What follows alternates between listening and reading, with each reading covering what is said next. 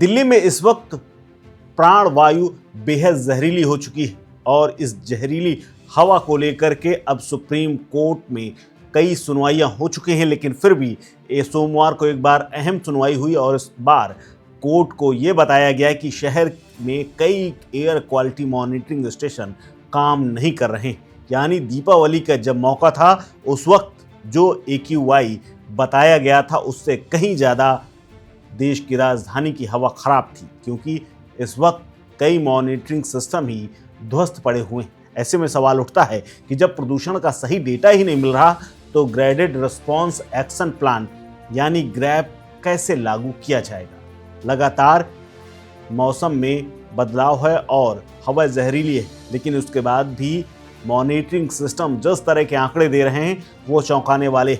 ये स्थिति तब है जब दिल्ली की हवा लगातार खराब होती जा रही है और एयर क्वालिटी इंडेक्स यानी AQI बहुत खराब श्रेणी में बना हुआ है। सुप्रीम कोर्ट में अमिकस क्यूरी अपराजिता सिंह ने सुप्रीम कोर्ट से गुहार लगाई कि commission for air quality management यानी CAQM और central pollution control board CPCB को प्रदूषण कम करने के लिए तुरंत कदम उठाने के निर्देश देने चाहिए। इसके बाद उन्होंने कहा कि ये गंभीर होने के पहले उन्हें कार्रवाई कर लेनी चाहिए। अगर इसमें देर हुई तो हर साल की तरह बहुत से लोग जान गंवा सकते हैं। उन्होंने इस बात पर जोर दिया कि दिल्ली के कई एयर क्वालिटी मॉनिटरिंग स्टेशन खराब पड़े हैं। अगर ये स्टेशन चालू नहीं रहेंगे तो अधिकारियों को ये पता ही नहीं चलेगा कि ग्रैप को कब लागू करना है। इसके अलावा तमाम मीडिया रिपोर्ट्स का हवाला देते हुए सुप्रीम कोर्ट में ये बताया गया कि दीपावली के दौरान 37 में से सिर्फ 9 मॉनिटरिंग सिस्टम चालू थे। उन्होंने चिंता जताते हुए कहा कि अगर ऐसा है तो हमें कैसे पता चलेगा कि ग्रैप कब लागू करना है। इस पर CJI BR गवई ने CAQM और CPCB को निर्देश दिया कि वो हवा की गुणवत्ता को और खराब होने से रोकने के लिए कदम उठाने पर जोर दें और जो कदम उठाए जा रहे हैं उसके रिपोर्ट कोर्ट में जमा करें। ये सुनवाई ऐसे समय में हुई जब राष्ट्रीय राजधानी जहरीली हवा से जूझ रही है। सोमवार की सुबह दिल्ली में औसत AQI 316 दर्ज किया गया। इसमें से 28 मॉनिटरिंग स्टेशनों पर हवा की गुणवत्ता बहुत खराब बताई गई, जहां AQI 300 से ऊपर था।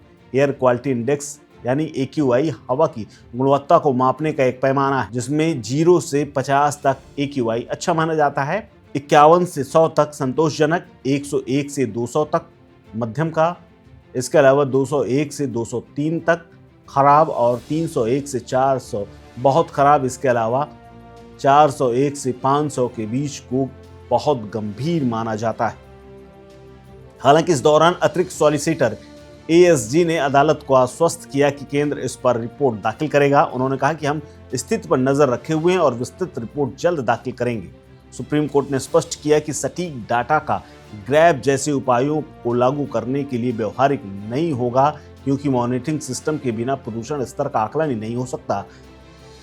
ऐसे में सबसे बड़ा सवाल ये है कि साइलेंट किलर बन चुका ये प्रदूषण दिल्ली के साथ साथ कई अस्पतालों में भी मरीजों की संख्या बढ़ा रहा है।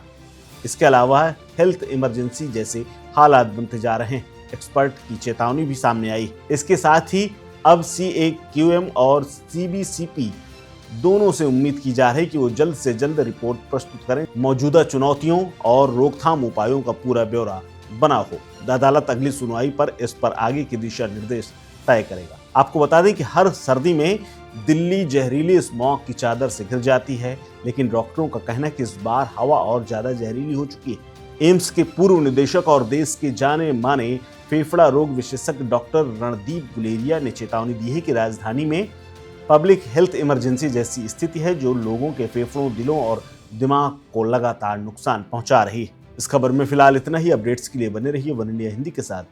नमस्कार। Subscribe to One India and never miss an update.